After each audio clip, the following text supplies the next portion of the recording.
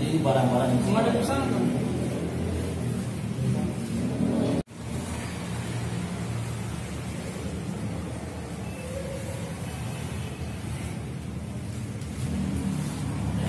Ini yang mana ini dipalsukan yang digandakan?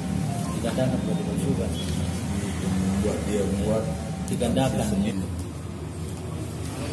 perusahaan dari barangnya semua itu.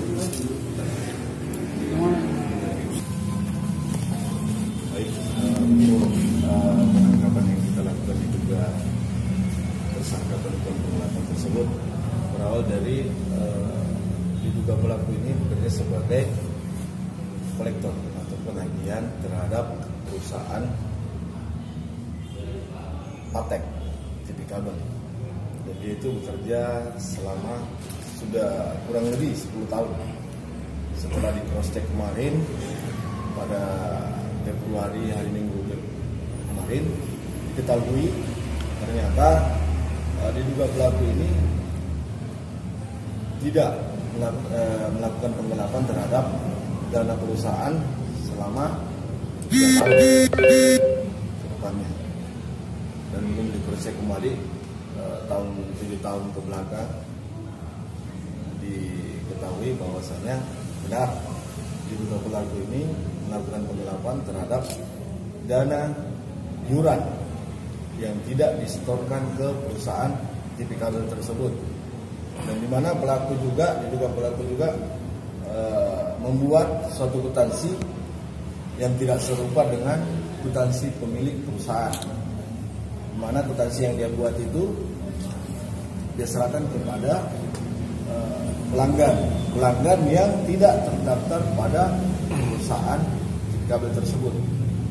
Nah, jadi sehingga dana yang didapatkan dari pelanggan digunakan secara pribadi. Berapa ini?